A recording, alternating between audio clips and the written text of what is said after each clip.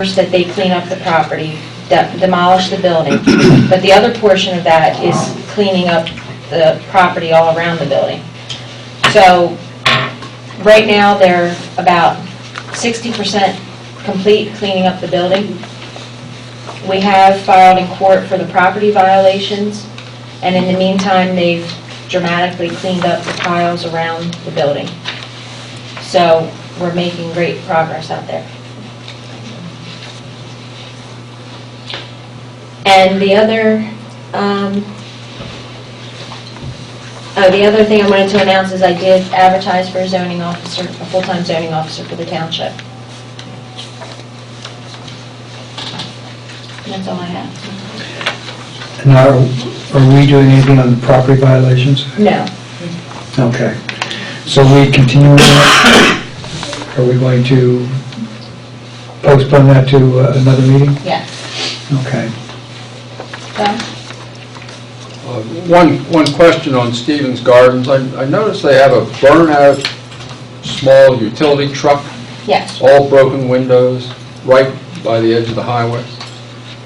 That's part of their violations. It That seems to me that they could. That's a real hazard for kids playing in the neighborhood and stuff like that. They could get into that. It's not behind any gate or anything. right. That I was told last week that will be removed by the end of this week. Good. Joe? Yeah, Joe Duffy. You say that you're advertising for a full-time zoning officer? Yes. Obviously, the part-time isn't working, or why do we need one full-time? We are extremely busy with zoning, and now we have a proposed rental ordinance, and we need someone who wants to work full-time in that position, and we need the enforcement handled for the zoning and assisting in rental ordinance inspections. Okay. I thought that was part, when we talked about the building inspector, he was so deputized to He is, but help out with that. He is, but he's full-time for building. And then with adding the rent, he's already busy full-time, and then we're adding the rental ordinance on there. That will be his main, that will be part of his job, the rental ordinance inspections, but we need somebody to back him up with that in case he gets overloaded with rental ordinance inspections.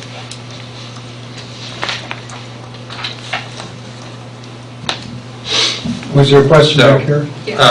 I'm sorry, I was thinking, I'm a slow thinker.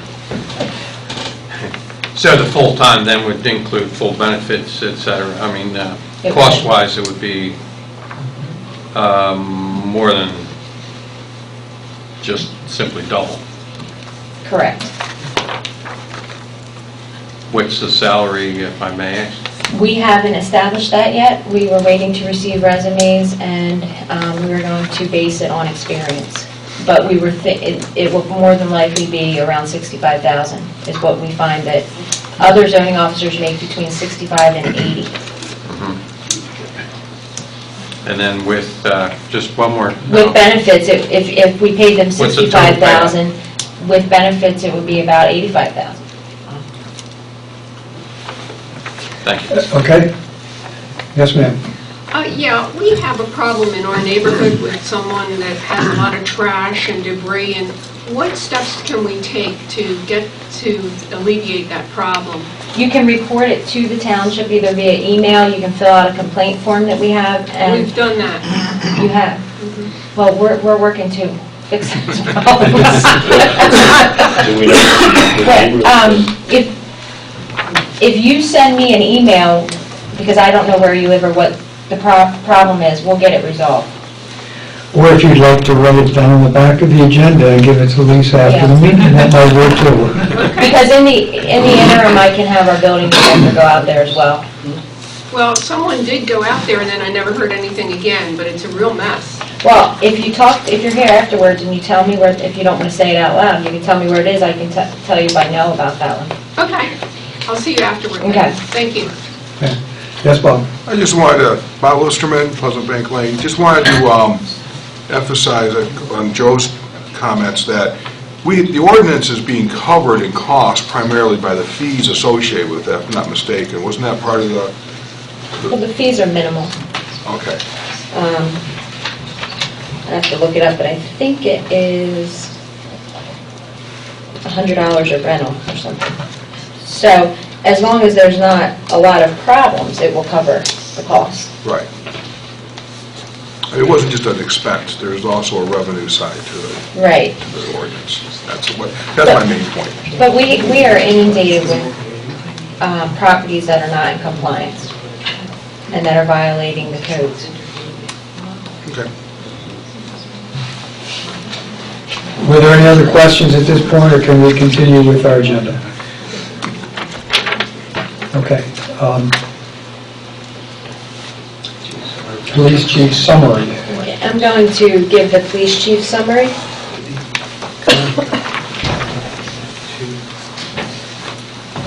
In April, there were 157 requests for police services received through the Chester County Communication System that came to the Township Police. 66 calls were received by the state police. There were 80 hours of police coverage provided by the township to the residents. And that's every 2 weeks with 2 officers. There are additional hours provided to the township by both officers as the situation requires it. April brought 17 traffic hazard calls, mostly from a heavy rain and windstorm on April 30th. Police had close to 10 roads that were located near streams and large water runoffs that were closed. Several cars were stuck in deep water. 7 roads were reopened in approximately 4 hours. 3 were closed overnight. Hillendale Road at Chandler Mill Road was closed until noon the following day. There was over 5 inches of rainfall, which caused Route 1 and Chadds Ford to be closed for approximately 22 hours. Both Longwood and Kennett Fire Companies used their boats to get people out of the deep, swift current waters. On April 1st, police attended a public meeting with PICO, who explained the impact of the March storm that brought down power lines, knocking power out to some residents for more than 5 days. The meeting provided a good understanding of the difficulty the storm brought to Kennett Township.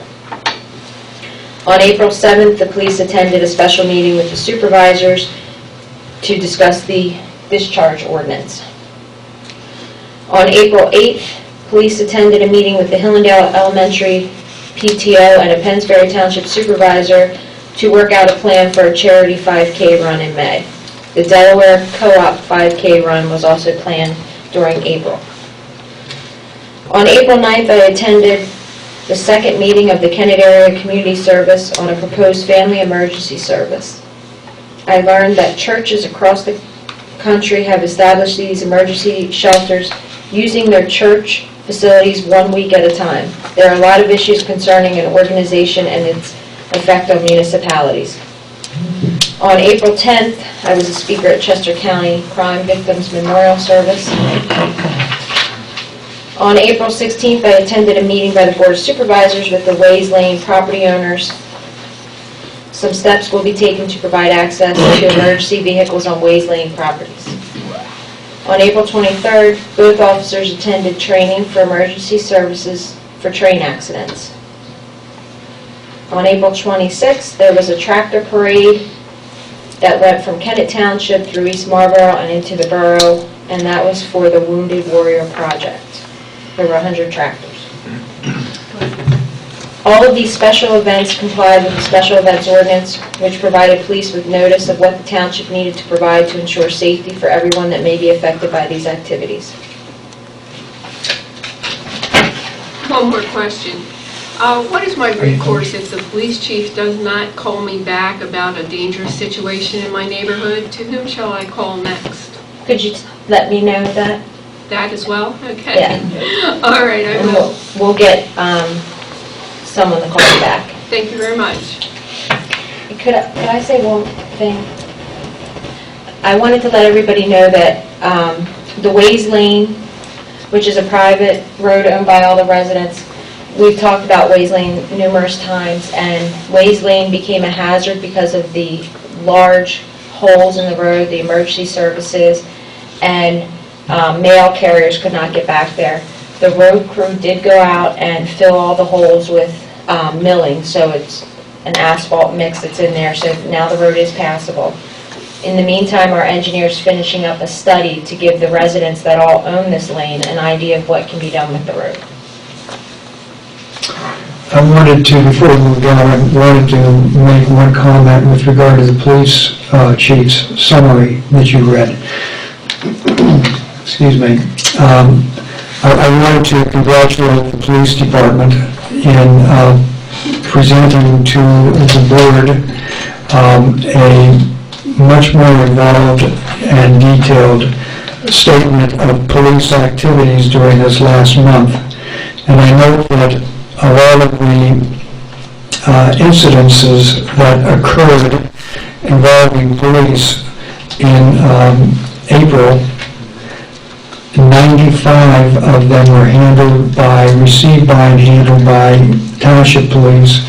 An additional 62 were handled and received and handled by the state police. So I think those numbers are rather important, and I have numerous pages of listings of the incidences that have occurred in the township, some of which were covered by the state police and some by the township. So that's a significant change in what has happened over the years reporting, and that's very helpful information to at least this supervisor. And I want to thank Albert for doing a good job on moving forward on that. Having said that, the next thing on the agenda is executive session. I want to announce that the Board of Supervisors held 2 executive session meetings in the past month. The first one was on May 12th to discuss business matters relating to obtaining real property, and then an executive session on May 21st to discuss the possibility of acquiring real estate. We're required to announce that. All right.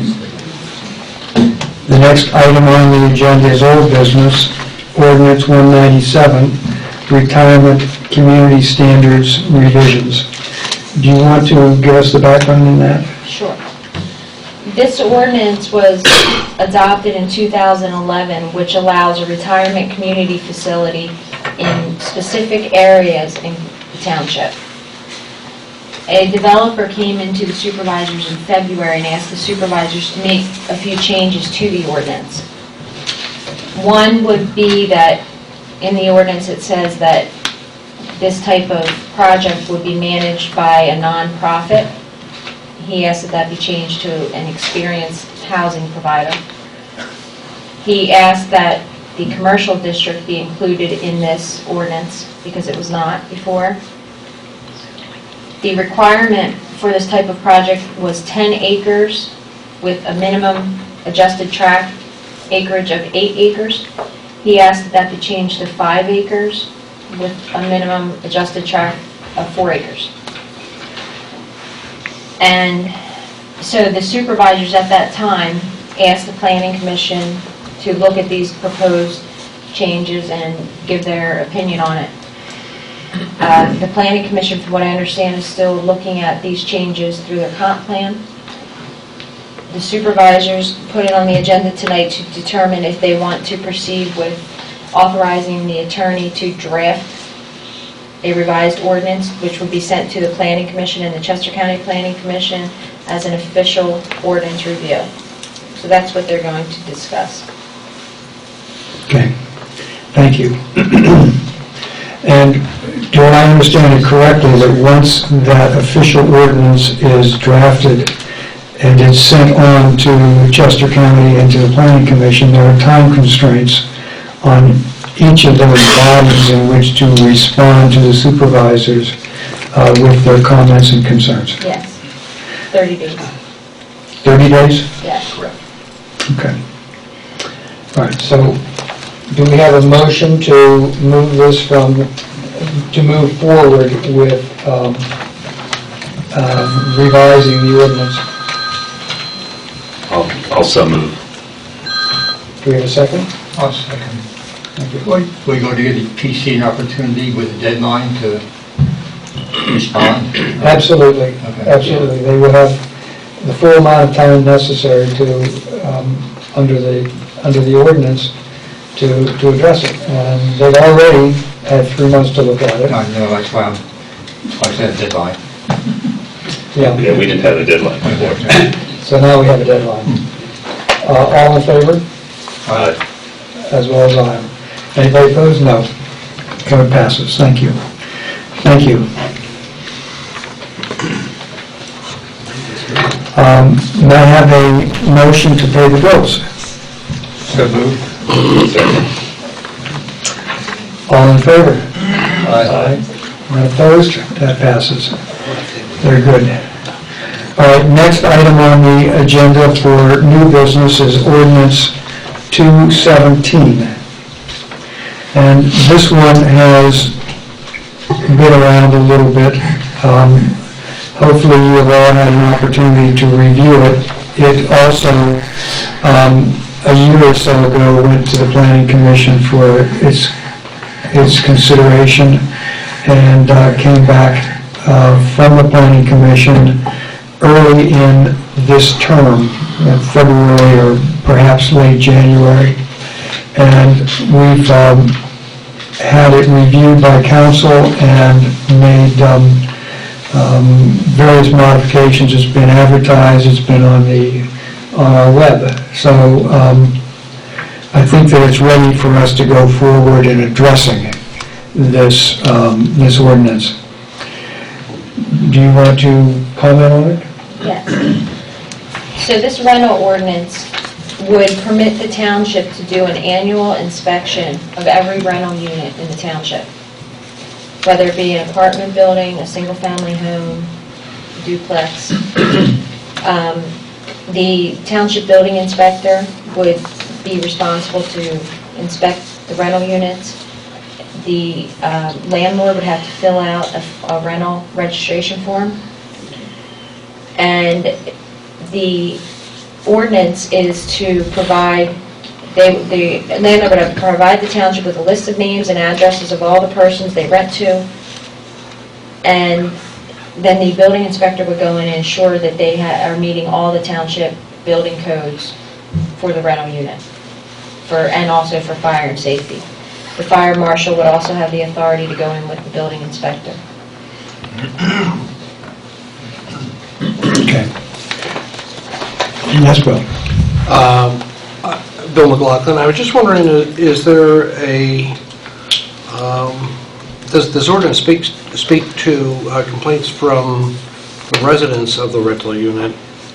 Yes, if they get a violation, if the building inspector gets a violation, they have the right to go in. So there's a path for the renters to approach the township with a complaint directly? Yes. Good. We've had that situation in the past several times where a renter has complained to the township and there wasn't anything the township could do. The only time anybody got involved is if there was a sewage issue, then the county went in and the township could go in with them. Good.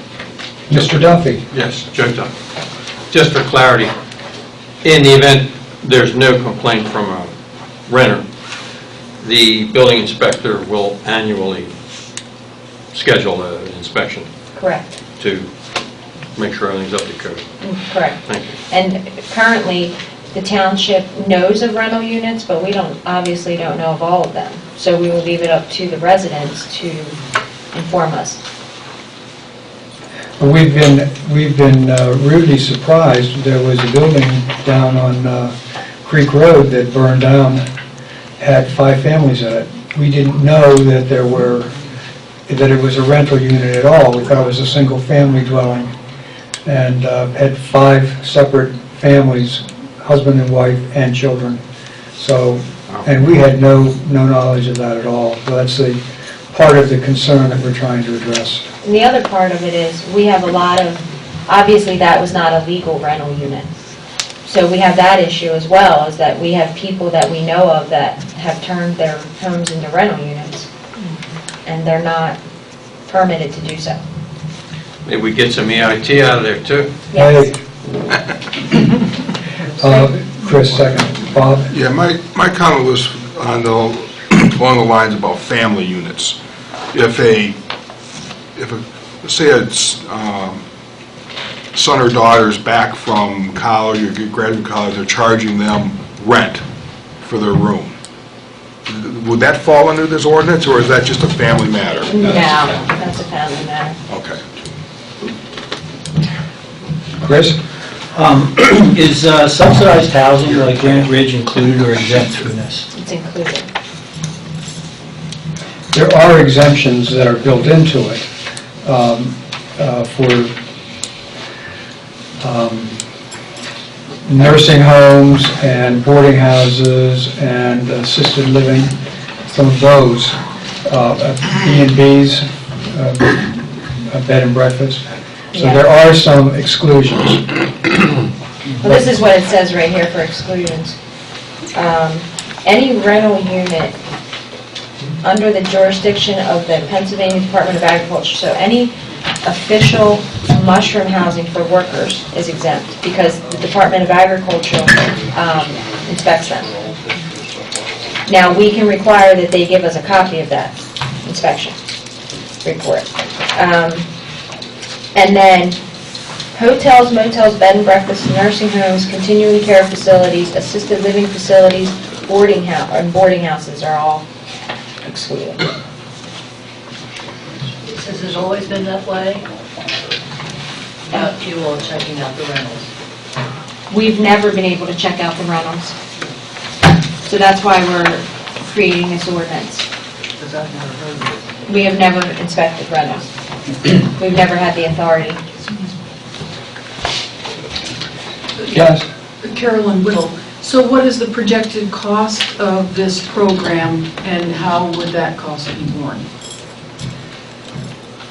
At this point, I don't know that we have a projection as to what the total cost would be. We have no idea how many rental homes there are, or rental housing units there are.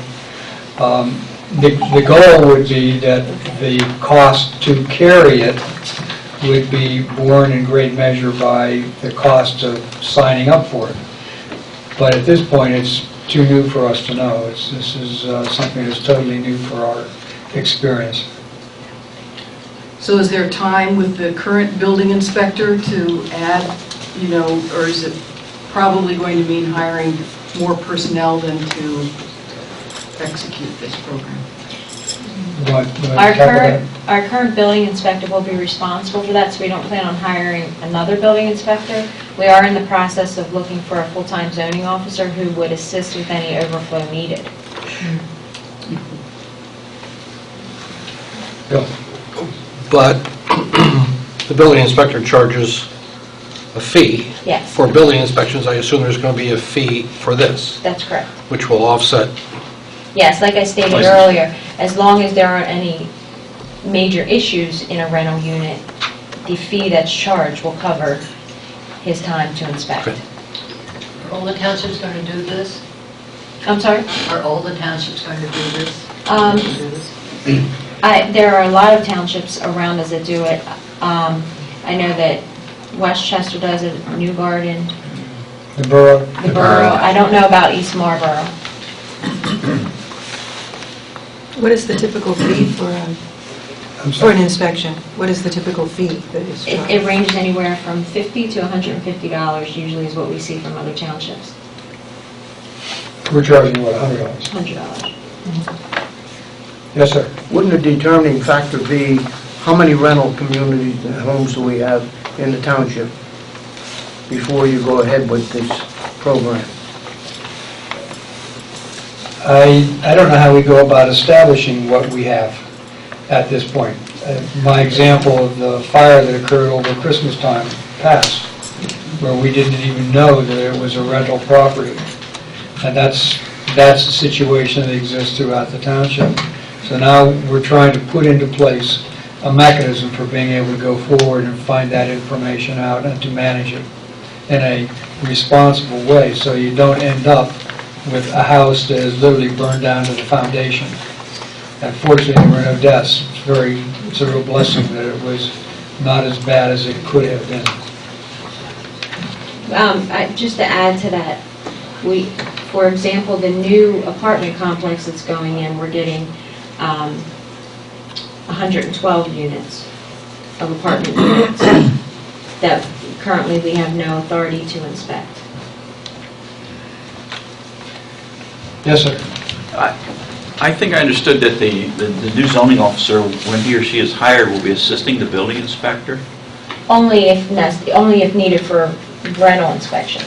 Well, will the building inspector, or will the zoning officer need the same certifications as the building inspector? Not for rental property inspections. The zoning officer could not do building inspections, which are two different things. You mean construction-wise? Correct. Yes, sir. I'm wondering about the building ordinance that's going to be enforced as a result of the inspection. Is it the same requirements for a rental unit as it is for residential units? There's a specific code for rental properties that the building inspector would follow.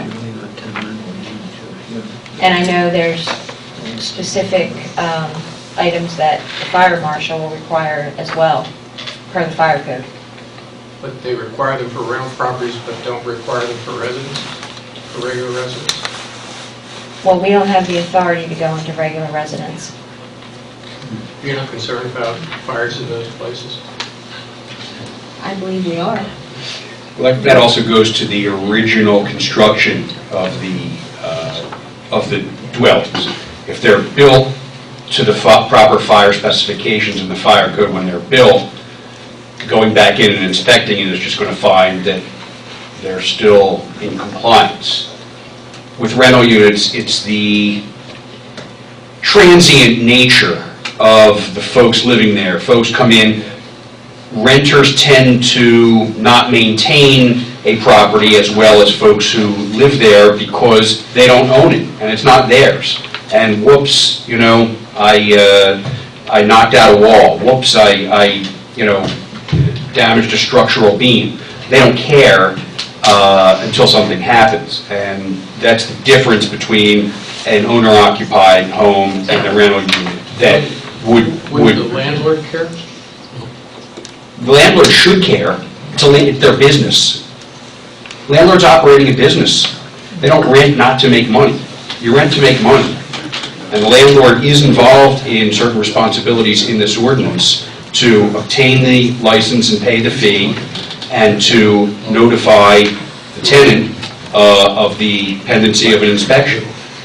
And if somebody's cited for violations of any of the codes, especially the property maintenance code, which the code enforcement officer enforces, then the owner of the property is going to get the citation because it's his business or his or her business. And when you run a business, you need to be responsible for what results from that business. And if there are code violations, it's the business owner who is on the hook. Now, a tenant can also be cited if a tenant did something that the owner was out of complete control of the owner. The owner had no idea, even using due diligence. But both of them would probably be cited, and the property maintenance code allows both of them to be cited for any code violation. So you're calling this a business, does that mean that in a residential zone area, you can't rent a house? No, you can. You can. I'm calling it a business in the more general sense of the word business. I'm not calling it a commercial use as would be defined by the zoning ordinance. So the use is still residential? Correct. It's all residential, and this ordinance only applies to residential rentals. However, when you take a step back and look at it, when you rent a portion of your property to someone else and you collect rent from them, you're operating a business, and it needs to be controlled as such. Not necessarily zoned as such, because the use is still residential. Yes, Bill. One final question.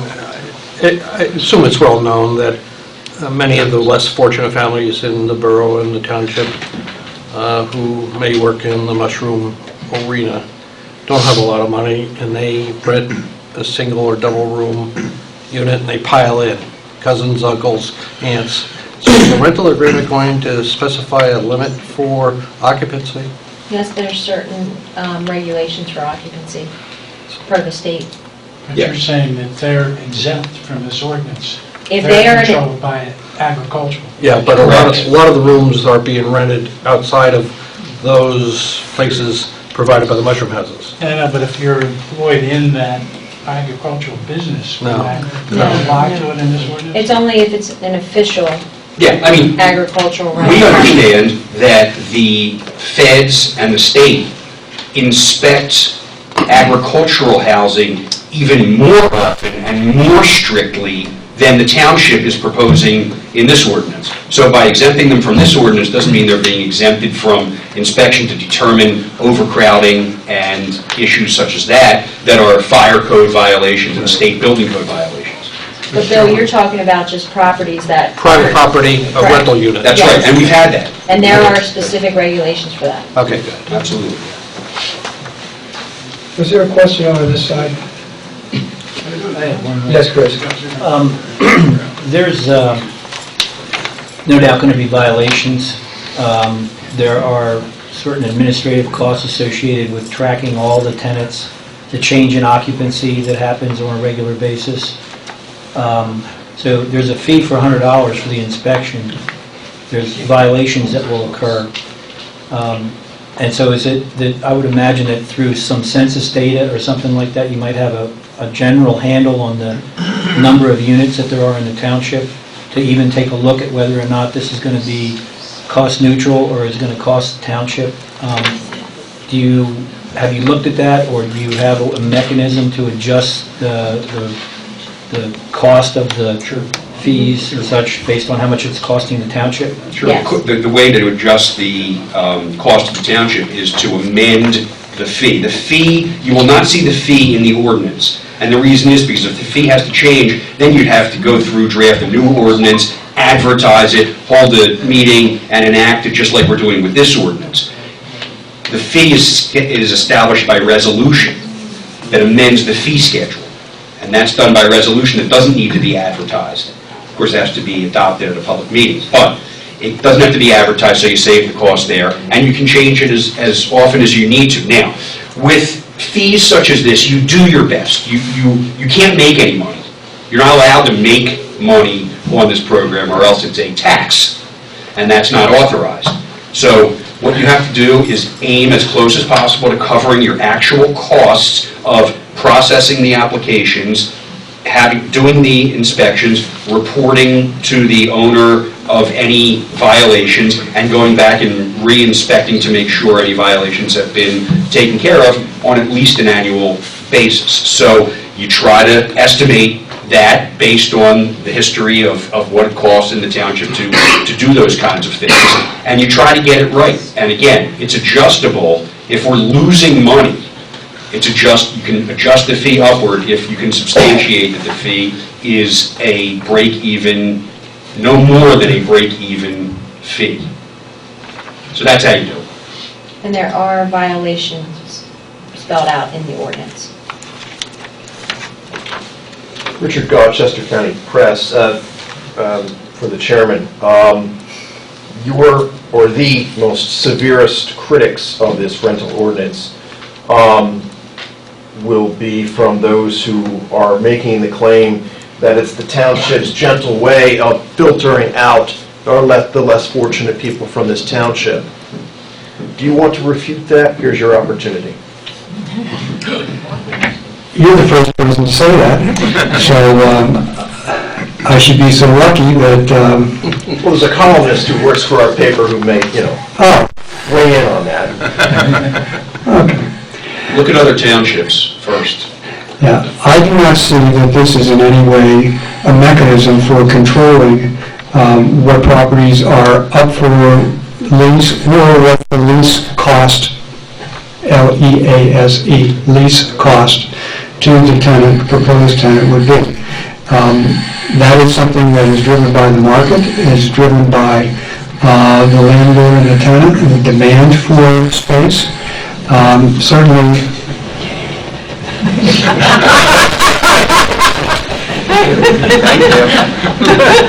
Sorry.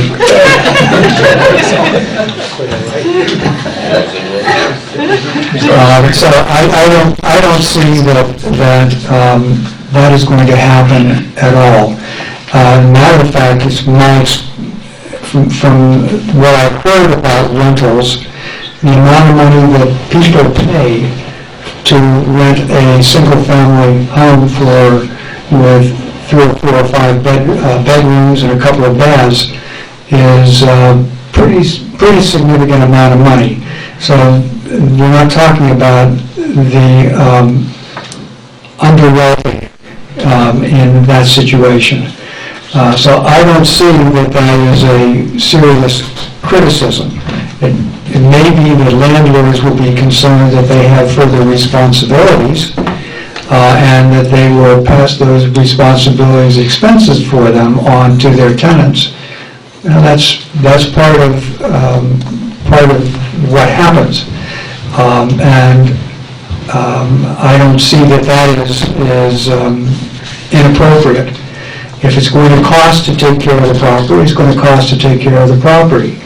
And is mowing the lawn, is that something the landlord does, or is that something the tenant does?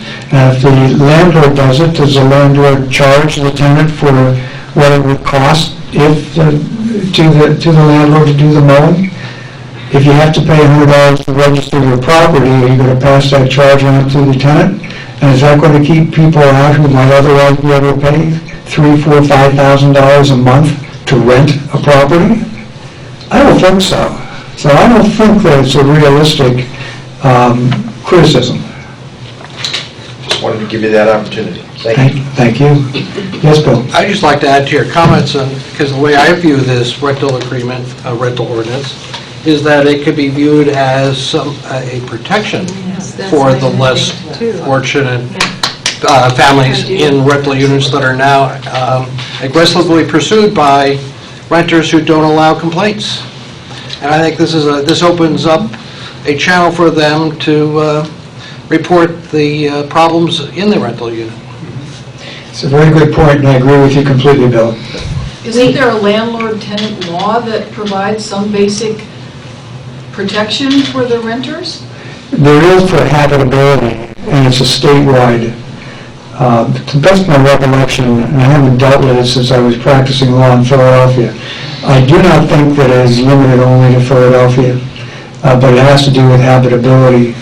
And so if somebody were renting in Kennett Township and didn't have a functioning septic system / sewer, or didn't have running water, or were overrun with vermin, then the state can come in and look to that.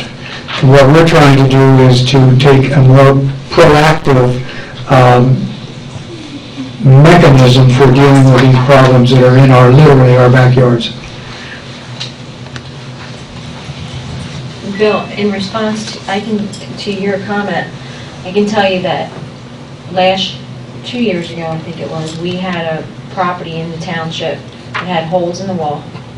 They didn't, the sewage was running outside, they were paying a lot of rent, and there was nothing we could do. They didn't have the funds to sue the landlord. So we have seen that situation. But if they've been paying a lot of rent, why didn't they leave and go rent someplace else? Because if they were paying enough rent, there are other properties that they could have moved to. I don't know. I'm just telling you what I experienced. The market could take care of it. They might have a very difficult time breaking the lease in order to be able to do that. So there are problems. Conditions, they wouldn't have any You'd trouble. be surprised. Yeah. You'd be surprised. Then they get sued and they have to defend in court and they don't have money to do that. It's not pretty. Unless there are other comments or questions, I'd like to call for the vote. I move we approve ordinance 217. I'll second. All in favor? Aye. Aye, not opposed. Thank you. John, do you mind if we get through these last few things before we have you do your presentation? That's fine. The next item on the agenda is the Trails and Sidewalk Committee. And Lisa, would you like to, David, would you like to, I think that we were going to Yeah, I mean, make a couple of changes here. yeah, let me find it first. Well, I'll- Separate. No, I have it.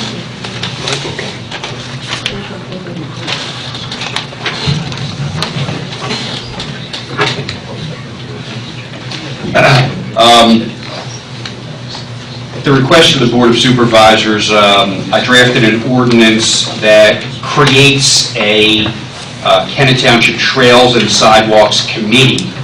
The ordinance provides for the membership and qualifications of the members. It provides for terms of office. It provides for the filling of vacancies. It provides for the appointment of officers. It provides for rules and regulations governing meetings of the committee. It provides for compensation and reimbursement of expenses, and provides for duties and responsibilities of the committee. The ordinance has been advertised for consideration by the Board of Supervisors this evening.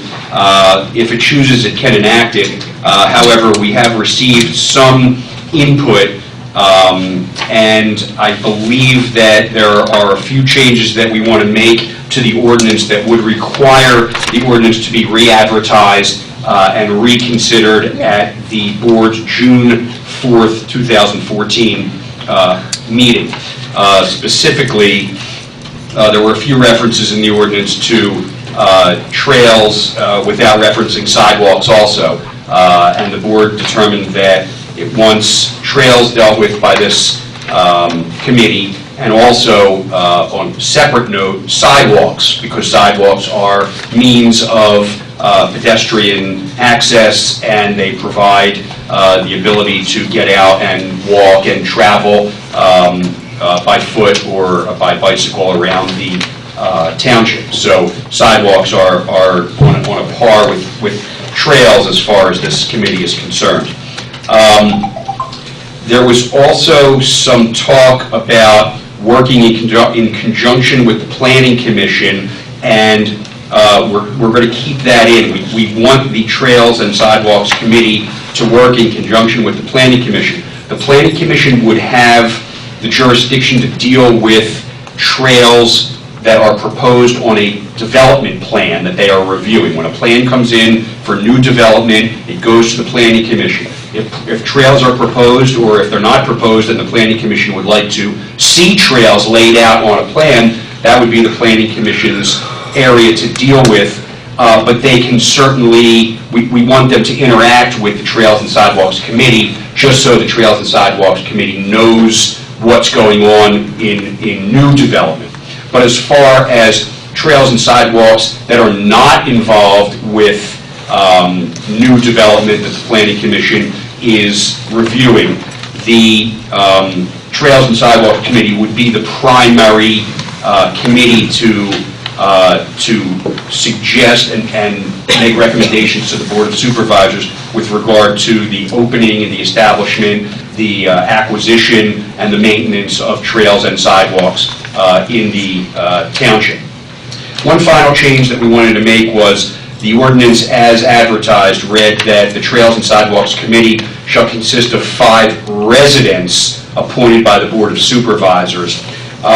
There was some concern that there may be some folks in the greater Kennett area that are also have the requisite interest in the trail system that runs predominantly in Kennett Township, but also may run into New Garden Township, may run into other townships, and especially the borough. So we didn't want to limit the membership on this committee to only Kennett Township residents, so we're changing residents to 5 persons from the greater Kennett area that are appointed by the Kennett Township Board of Supervisors. The requirement will remain that there be at least 1 member of the Kennett Trails Alliance and 1 member of the Planning Commission appointed to this committee, so that the Planning Commission will retain the ability to know on a regular basis exactly what the committee and sidewalk, or the Trails and Sidewalks Committee is doing as they move along with their business. So those are the changes from the advertised version. My recommendation to the Board of Supervisors is that it authorize me to redraft the ordinance with those changes and advertise the ordinance for enactment by the Board of Supervisors on June 4th. I wanted to supplement that very briefly by saying that although, as we talked about it, we did not believe that those changes, and specifically the language, was a substantive change in the language of the ordinance, but nevertheless, we thought it would be appropriate to re-advertise it so everybody would have a chance to see that in its revised position, and look at it again in 2 weeks, at which time also we hope that we will have the names of interested residents of the Kennett area, names to propose to appoint to that committee. So if there's anybody here that is so interested, or if there's anybody that you know of that would be appropriate and interested, please let us know. But we wanted to have an extra 2 weeks to allow further settling and fertilization here. Having said that, may I have a motion to do I what move we table this till next month. and advertise in the meantime? Yes. All right, Yep, I'll second. thank you. Are there any comments or questions or concerns from the neighbors? Yes? Listerman, I'm on the Planning Commission. My concern is that Planning Commission members have an avenue of education for the proper development, obviously, for all lands and subdivisions. And my concern is that these parties to this committee will not have that necessarily available to them. And there's such issues as traffic studies, highway occupancy permits, if the trail would cross a road. It's not just cut and dry. So I'm wondering if that ordinance should not say that if those conditions exist, that it should still go to the Planning Commission, and/or where the supervisors just take direct responsibility, as they can do, for those issues. Well, Bob, let me comment, and then perhaps Dave will want to jump in some more as well. That is why we want to have a member of the committee be from the Planning Commission, Okay. so that kind of cross-fertilization could take place. But the legislative authority for the Planning Commission, I believe, is pretty specific as to what its roles and responsibilities are. So by using the Planning Commission for doing a whole bunch of other things that go beyond the scope of that responsibility, it seems that it dilutes the efforts and the energies of the members of the Planning Commission, and of its work. By doing that. And so it seems to me it's more effective to keep it really focused and doing what it's supposed to do. So that's, in my view, equally important. Do you want to add anything to that, David? No, that covers it. Okay. Thank you. No hands over there, okay. Yes, Chris? Like the Planning Commission, is this committee going to have regular meetings? I note that one of the directives is for it to be a forum for other input, so is there going to be a requirement that it have regular meetings? I know that that's not currently in the duties and responsibilities of this committee. Should that be added, the fact that, that they're going to be asked to have regular meetings so that citizens and the general public can attend those meetings and have input on Well, It is established in here. Let me say, anytime that a quorum of that committee meets to discuss business of that committee, it must be in public and it must be pursuant to an advertised meeting under the Sunshine Act. Okay. So just like the Planning Commission and the other committees, well, since this one's coming in at in middle of the year, we would advertise when their set meetings would be for the remainder of the year. The date, time, so it may be the second, I don't know, third day. Does the Safety Committee also advertise? We do at the beginning of the year. Okay, but... And they're on the website. Yes. The safety committee meetings are on the website. And now if they were to change their meeting date, they would have to advertise. Yeah, the ordinance says the Trails and Sidewalks Committee shall organize at its first meeting of the calendar year by electing its officers, and shall establish regular meeting dates and criteria for the calling of special meetings. So, there you go. Okay, unless there are other questions, comments that anybody cares to make, may I have a vote? Aye. Okay, I'm in favor as well, so that passes. Very good, thank you. That gets us down to road work, and I think there's a road report for today. I had asked if you could wait until we get through these last couple things. Okay. We only have this couple Okay. things left. The road report for May is sweeping of all the subdivisions was done to clean up loose stone from the winter snow. The spring patching of cracks and potholes was done working with the co-op, which is the other 5 townships, surrounding 5 townships that all work together. So the other townships help our road crew and we help theirs. Yard repairs were done around the township on spots that were damaged by the snowplow. Spring rains, which have been heavy at times, have been keeping the road crew busy with drainage issues. They've had a lot of washouts and tree damage, and many roads have been closed. Chester Water is installing a new water main on Woodview Drive into Byard Estates, and they will continue on Rosedale Road to McFarland. This will upgrade the main for their system. Road millings were hauled from the township lot to Ways Lane to fill and smooth the surface for the potholes so that emergency services and mail carriers can access residents. Bids for paving and surface treatment were opened by the co-op. Low bidders were chosen and recommended to the township, which I will read in a minute. The yard waste pile is continuing to grow. They're still working on a contractor to grind the pile. We're still having problems with trash and building supplies being dumped in the pile, along with outside residents and landscapers dumping in the pile. Roger, actually, the other night, was leaving a meeting here at 8 o'clock at night and saw a contractor drive down the road, so he followed him. And they were from Delaware and dumping in our pile.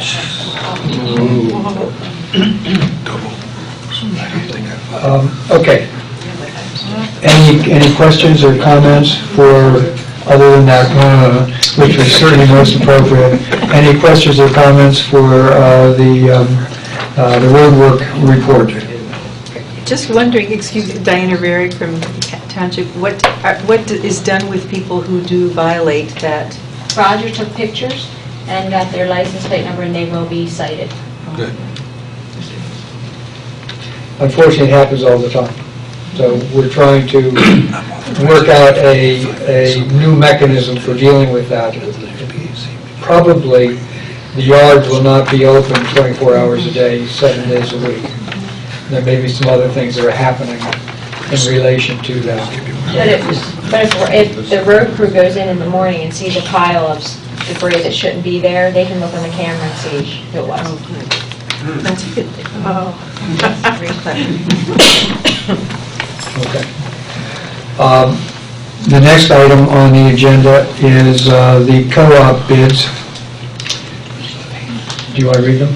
Yes, in the past, we often have co-op bids that the supervisors have to sign, and I have to put a seal on there.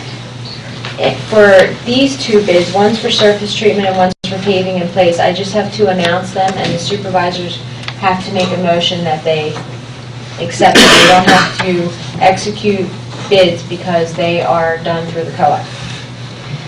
So these 2 bids, the meeting was held on April 30th, and the co-op accepted the following 2 bids. One for Asphalt Industries for surface treatment. The total contract is $18,775.15. Long's Asphalt for paving in place, and the total contract is $302,844.50. Remember, this is for 5 townships. May I have a motion to accept the bids, please? So moved. Second. Thank you. So is there any discussion here or out here? Is that a unit price bid? Are we able to expand what we're paving under that contract? I can get you a list of all the roads we're paving. I thought I saw a list. We did, we issued it at the beginning of the year. I can't remember if Rosedale's on there. Um, I have some concerns about Rosedale. I'll look it up for you in a minute. I'll tell you. There's one section of Rosedale between Hannum and Bayard that's really rough, and it took a beating this winter. None of my comments are a reflection on our road crew. They do a super job. They're really terrific. They've already been out there patching and sealing that section. It's heavily wooded area, so it stays damp. But that has really affected the quality of life for the people who live along there because of the increased truck traffic from the proliferation of the mushroom companies in this area. Truck traffic is 10 or 20 times more than it was 40 years ago, of course. And when they go down through that area, all you hear is rumbling and rattling and banging from the trucks and trailers that hit that section. So I would, please, if you could, please amend the contract and include that section of Rosedale. Would be a big help and probably would offset even more expense next year if we have another winter like we had this year. Because that section has not been paved probably since 1977 when the state turned it over to the township. It has had 2 tar and chip treatments, but that's just sort of wear course, so doesn't last. But this section really needs paving, as does much of Rosedale. Overall, our township roads are in great shape. I will find out for you. I appreciate it, And let thank you you. know. But to answer your first question, it is broken down by, so for the paving in place, you have 1 inch of 9mm, which is $72.85 per ton. Then you have mill and fill base repair, which is 5-inch depth. And then you have 1.5 inches of 9.5mm wearing core. So it's broken down Right. by type of material. Right, based on your estimated footages, as the prices were applied. And Roger says it's not being paved this year. What? Rosedale. I know. He just said that. But I thought the engineers were studying all the roads to determine which ones were the worst. They are. And that's almost complete.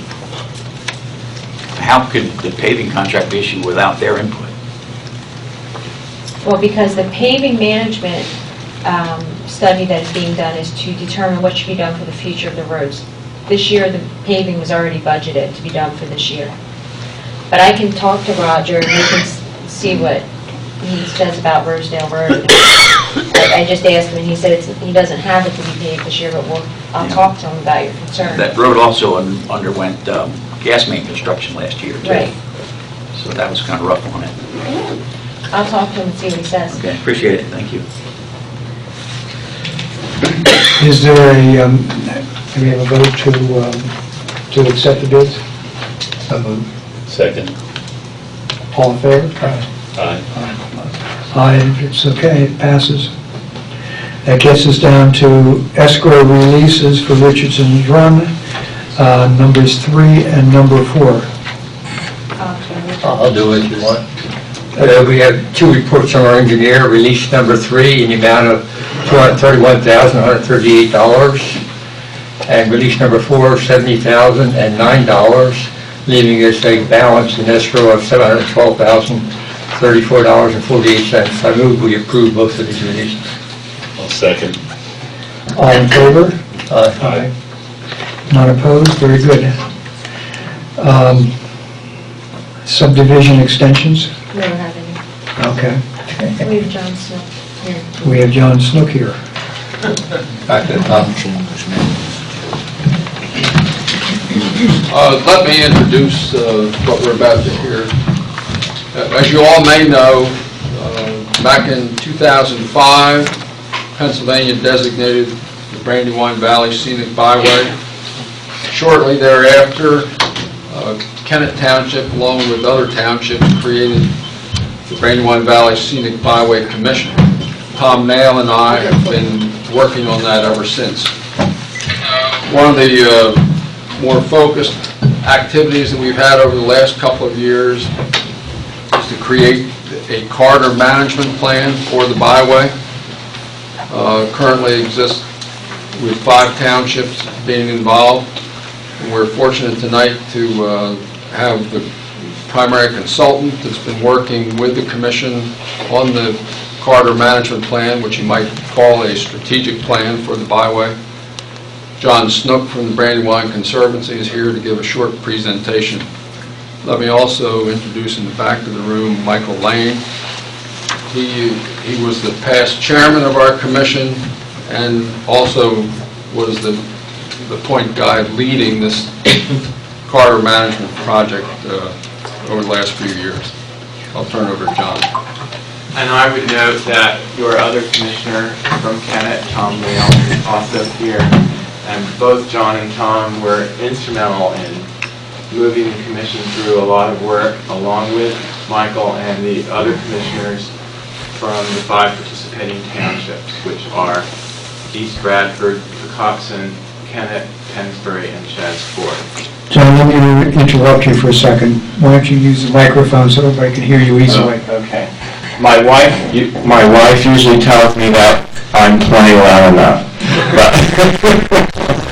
Okay, if this is overbearing, please wave at me or something. We don't have a clicker, so Lisa's going to do that for me. Lisa, is there any way we can get rid of that little box that says JT Slides? It's gone. Okay, good. Oh, that's all right. It's down the bottom. That's okay. All right, you can go ahead and... We have recently, working with the commission, and we have a team of consultants, we have completed the draft corridor management plan, which is a requirement toward formal acceptance by PennDOT of the Brandywine Valley Scenic Byway as a state scenic byway. Okay. You need the next? Yes, thank you. And what I'm intending to do tonight is just a brief summary to give you an overview of what the plan includes, but particularly going into what it's recommending strategically for the future. The main purpose of this plan is to set the commission up as an ongoing entity for future success in moving things forward. Things like, for example, the Kennett-Pennsbury bikeway along Kennett Pike.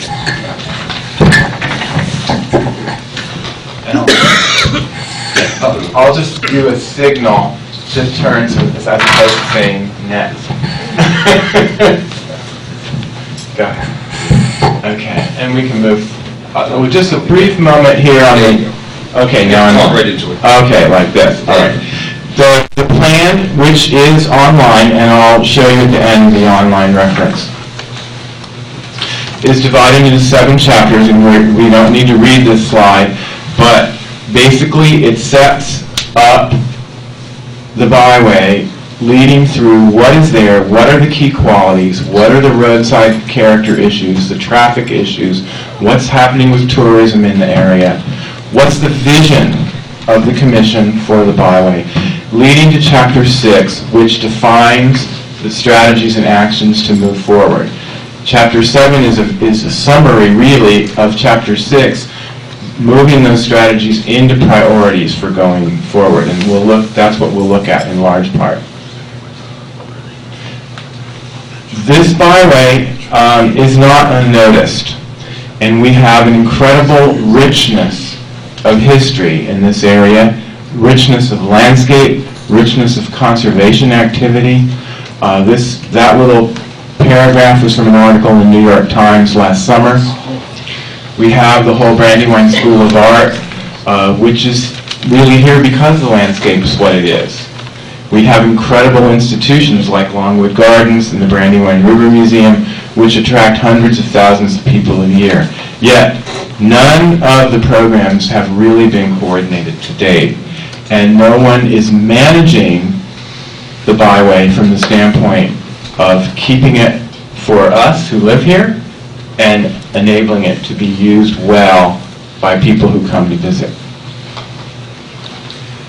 The commission developed a short, succinct vision that basically is that the byway will continue to be what it is today, as things otherwise continue to change. In looking at the byway, we mapped, there are 14 large-scale maps that are on the website. We looked at a variety of resources. The commission determined that the two key, what are called intrinsic qualities, which are what the state and federal governments look at in consideration of formalizing a byway, that the two key intrinsic qualities or resources are historic and scenic. There is already a wealth of effort being done to inventory and preserve historic resources. On that map, to the extent you can see it, the red lines are historic districts on the National Register. The orange lines are also National Register districts, but ones which are regulated locally under State Act 167 and have a review boards. The dark purple properties are either on the National Register or National Register caliber, and the lavender ones are local significance, many of which are probably also of National Register caliber, but simply no one's done the legwork to nominate them. So, this is an example of one of the charts in Chapter 7. In terms of moving forward, the strategies are prioritized in terms of short-term, mid-term, and long-term. Some, you'll notice, they're also noted ongoing. The estimated cost and potential funding source lines are mostly only there for short-term, in recognition that the purpose now is to set the commission up to move forward, but to have an ongoing review function to review priorities, because the context obviously keeps changing.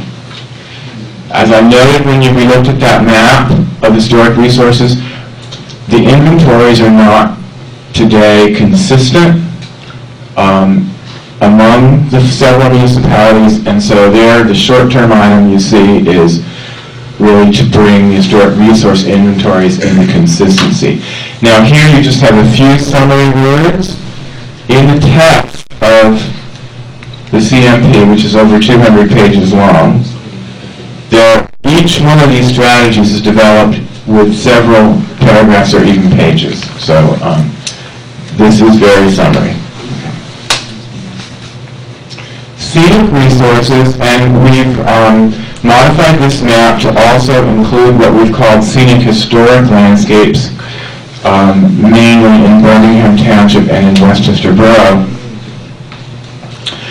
This mapping is from mapping that was done, the orange and green was done for the state Lower Brandywine Scenic River, which was designated a scenic river by the state in 1989 by Governor Thornburg.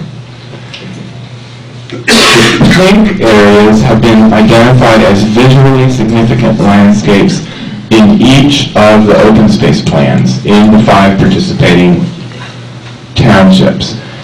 The other townships, except where the state corridor extends obviously outside the 5, up there into Newland and West Branford, the other municipalities in the immediate vicinity have not done this kind of mapping. This mapping is also not brand new, and so there's also a goal to bring it into consistency. There's some conveniently coincidental consistency because for each of those open space plans, the same person mapped the scenic landscapes, and that person was me. So, okay, now we'll move on. So you see here we don't have any short-term, although arguably the commission may want to move that, bringing consistency to the landscapes, set strategy A up to a first priority. But we also, when you look at all of these strategies, of which there are nearly 50, we didn't want to have umpteen first priorities. We wanted to give the commission something that they could bite on and chew on right away and not too much. Now, let's move on. This is just some images from the byway, which is of the scenic landscape. But also that map that you can see part of in the background is there. That's an example of another one of the maps. The colored areas, other than the background yellow, the background yellow is simply the participating municipalities. And I apologize, that one picture is covering up a good chunk of Kennett, but the colored areas are those areas designated scenic. If it's green, it means it's protected already. If it's gray, it's developed and maybe needs to be edited out of the scenic mapping. If it's pink, it's neither developed nor protected, therefore is vulnerable. Those are the kind of areas that, for example, should be focus areas in your Township Act 53 open space program. And that's another recommendation for scenic landscapes. You also notice when you look at we can move on, but when you think of the landscape, another issue that the state and federal programs want us to look at is the roadside character. Because those big landscape views aren't necessarily what you see or the impression you have at the immediate edge of the road. Now, we only have 3 strategies for roadside character, and the 1A is really to monitor roadside conservation and change, to educate landowners, to have design standards available for example, the Planning Commission when they're considering development plans, or a review protocol to modify plans. Whoops, did it go away? Check and see if the switch you turned it off. It says on. Well, I think I can talk loud enough. Can everyone hear me? Yes. If I talk in my normal loud voice? Yes. Okay. I'm deaf in one ear, so I always talk loud. But you notice B and C, which are longer term, are looking, B, village town master plans. It's looking at, notably, Hamilton, Fairville, and Chadds Ford. Within Kennett, the byway is basically only Kennett Pike. So it obviously doesn't come into the western parts of the township. In those areas, the idea is to have master plans to really look at the details of the roadside edge, where we also expect people to be able to walk or ride a bicycle without getting hit, or without suddenly having to walk around into the road to get by something. So that's part of what that would be about. Mitigation and improvement, the main thing is to look, monitor where things could stand to be improved upon, inform landowners, and ideally have, over time, have plans in place to deal with that. Okay. Conservation and enhancement is in the area of interpretation and education. This is not just for visitors. It's for all of us who live here, too. Even, I think a lot of people who live here don't really think on a daily basis of, for example, these 7 themes, which are the themes of the story that was developed for the commission. They're all rooted in the history of the area, but they're also rooted in the landscape. And this area, as I mentioned earlier, is incredibly rich in terms of the other byways around the country might only have 1 or 2 themes. But we have a lot going on. And there are a lot of interpretive programs already available. You have Longwood Gardens bringing in hundreds of thousands of people every year. But none of the interpretive programs to date are or have been coordinated with one another. So the short-term strategy here, for example, with the commission taking the lead, is to, 1, look at the story and in better detail than we've been able to do for this plan, to really look at who's doing what to interpret the different parts of the story, and how can we coordinate a unified interpretive program. John, why are gardens emphasized in the themes? That would include, obviously, Longwood Gardens, but... Look, that's the the one that says Legacy of the Country House, Yeah. it's Legacy of the Country Estate, Country House and Estate, but it was too long, so I cut off Estate. But Longwood, that's Longwood's legacy, and you obviously have others, and you have some very passive ones, like this, what's now the Stroud Preserve up in East Bradford, or the old Mather Estate, which is now the Radley Run Country Club. We do have a lot of legacy that most people don't really know about. Right. Okay. Now, we also looked at transportation and traffic study, which is safety, which is required. This part of the work was conducted by Natasha Mambet, who used to be with Chester County Planning and is now with McMahon Associates.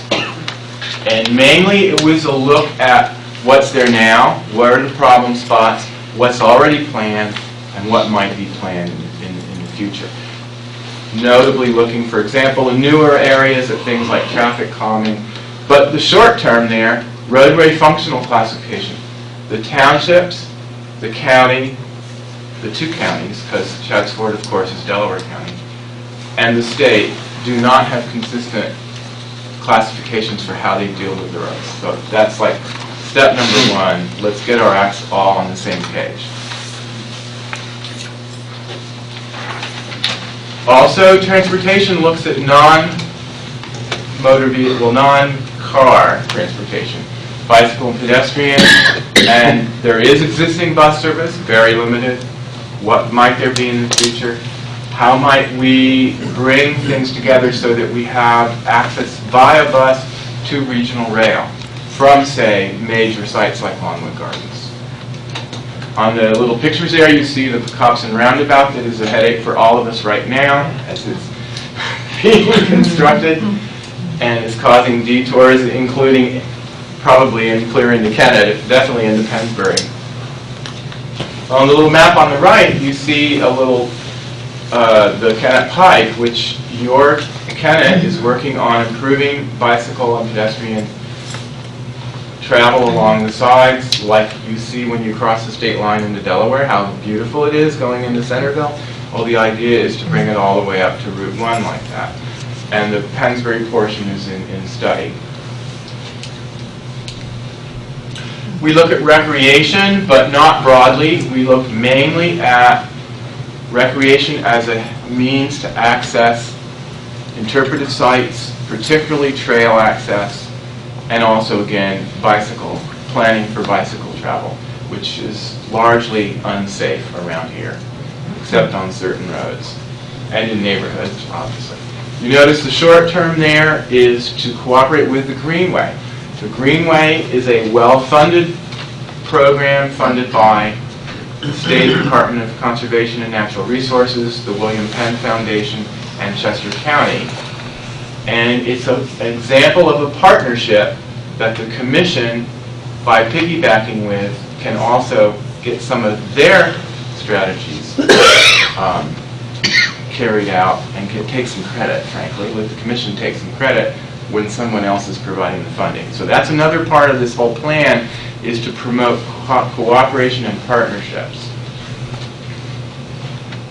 The Greenway plan is not actually part of the corridor management plan, but like I said, we're hoping to piggyback because this project happens to be well funded.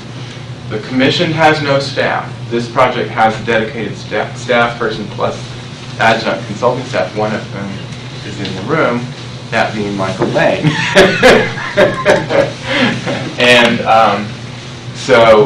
And a lot of what's being proposed for the Greenway is consistent with the byway, particularly, again, pedestrian access, trail access to interpretive sites.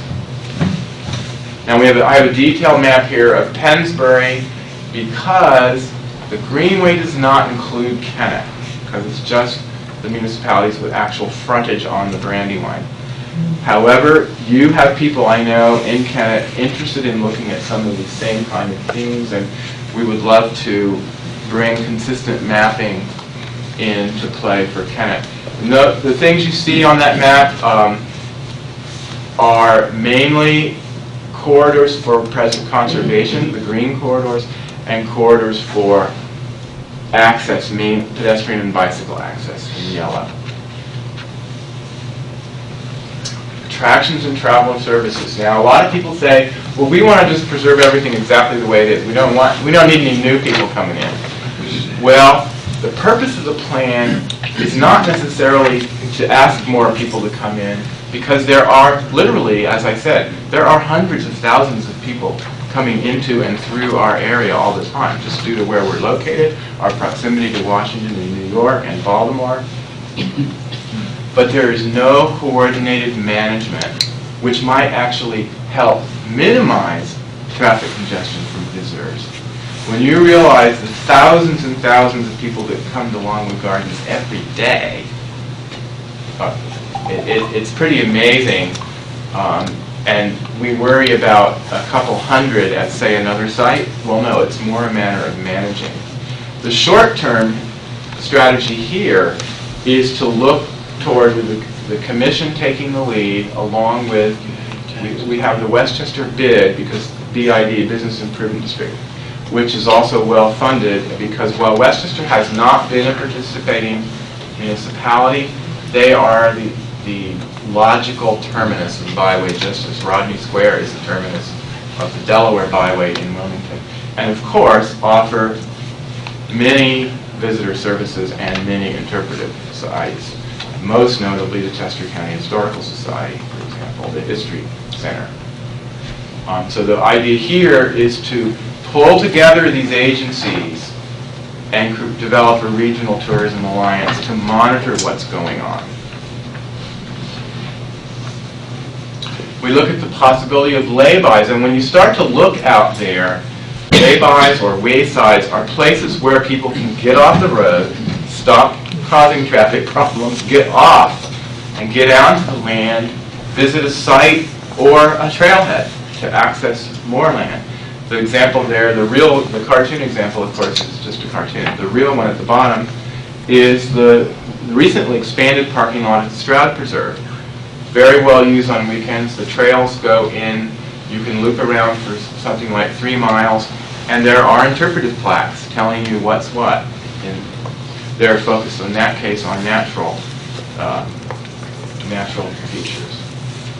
But there are actually a lot of places where you already can get off the road, and you'll notice we've put some of those dots off the byway proper and onto what we call the gateway roads: Birmingham Road, Route 1, and Route 202.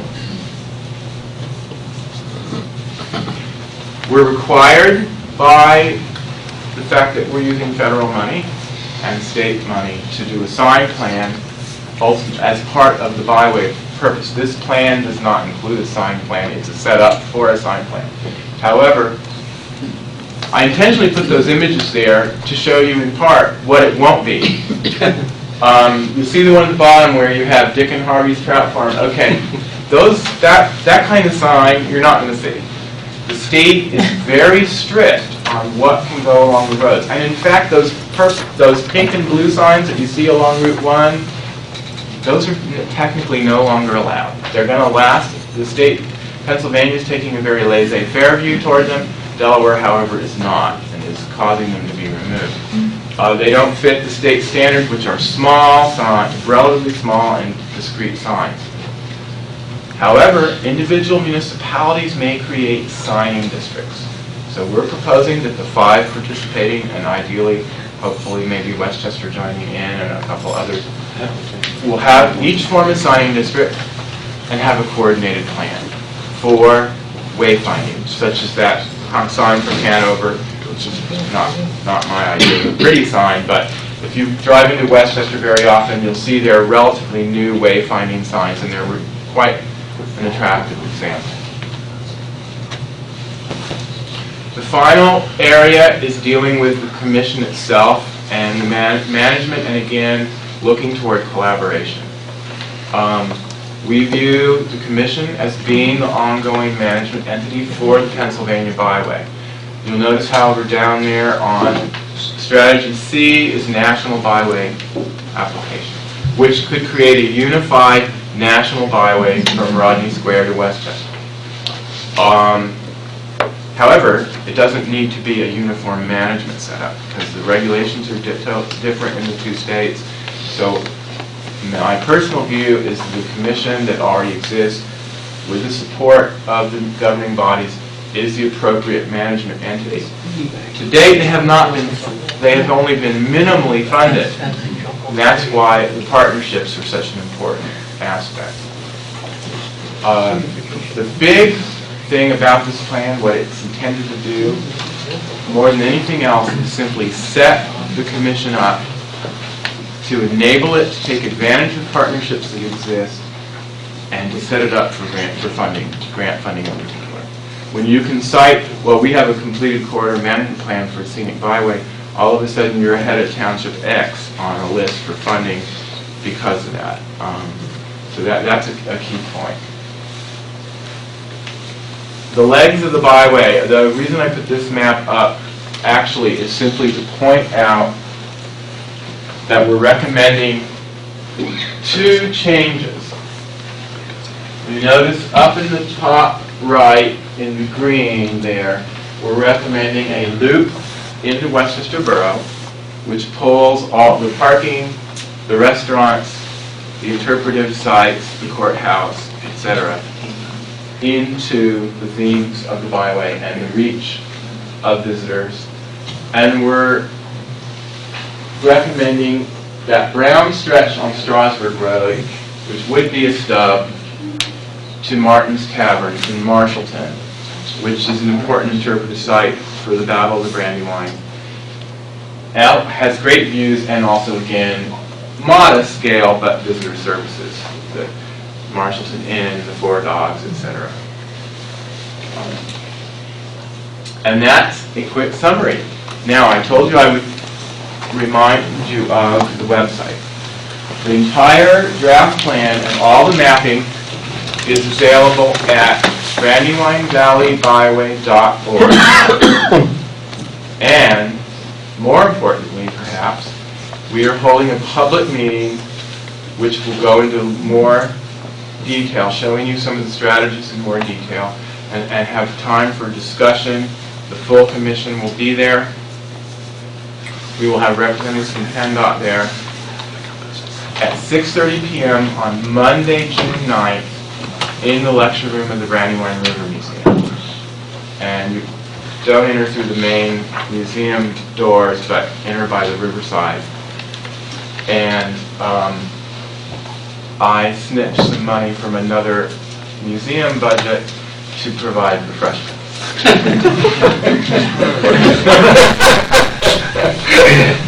Unfortunately, I will not be providing drinks and wine, but I will be providing iced tea and coffee, but some really good hors d'oeuvres. If you do, by the way, I should have put the RSVP on there. The township, all the township representatives on the various committees will get an invitation. And if you do want to come to that and you don't otherwise see an invitation, just send me an email. I'm very easy. I'm just JSNOOK, jsnook@brandywine.org. That information is on the website also. Okay. The RSVP. Oh, the RSVP is on there. Okay, good. Good. Thanks, John. So that's it.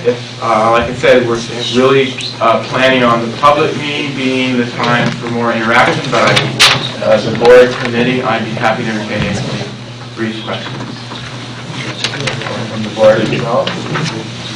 I want to applaud you on this plan. It looks great.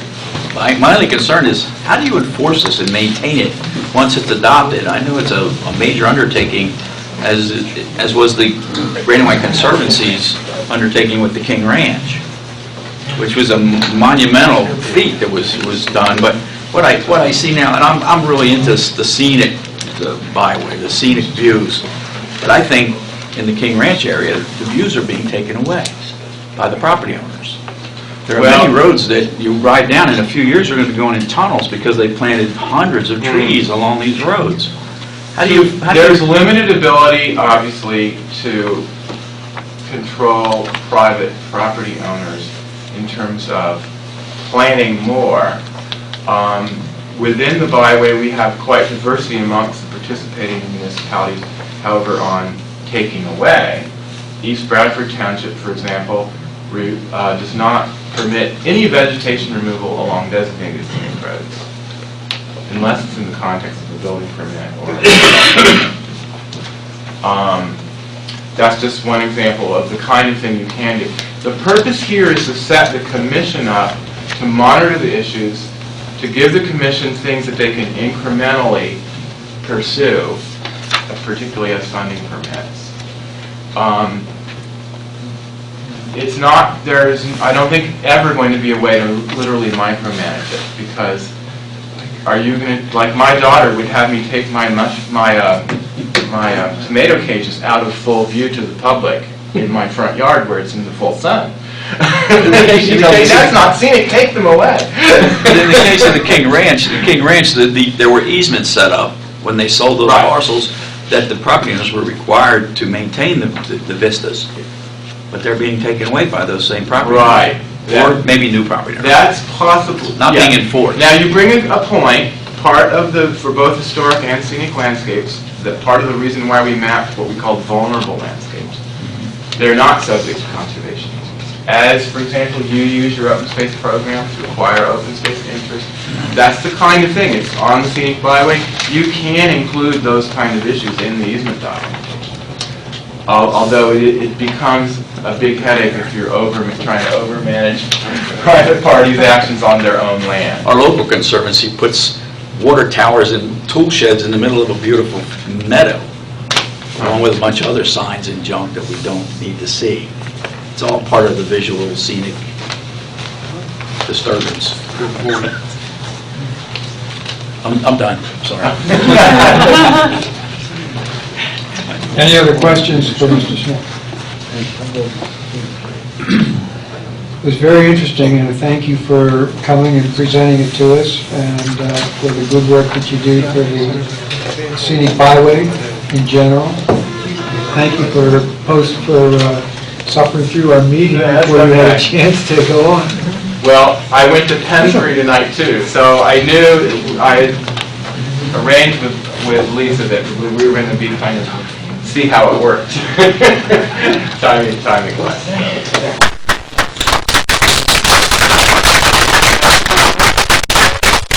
Just one question, John. When do I buy my spandex outfit, my bike, to get out there on it? John, do you have an answer for that? June 15th. June 15th, I go be on. Yeah. Don't encourage him, please, the thought of that is... Joe and his spandex, good God almighty. Okay, thank you, John. So we'll play the public comments. I want to throw in a public comment in advance. I just got notice that there's going to be a vacancy for the representative to the library board. 2 vacancies. 2 vacancies to the library board. So if there's anybody that has an interest in the library and would be interested in serving on the board, or knows somebody that would be interested in serving on the board, please be in touch with me or Lisa so that we can pursue that. Any other public comments? You've all been very patient. Okay. One quick one. Just following up on the Chandler Mill Bridge meeting that happened, I guess, earlier this month. April 30th. Okay, April 30th. Day of the rain, yes. Just wondering what your procedural, considerations are at this point for that. Well, the supervisors have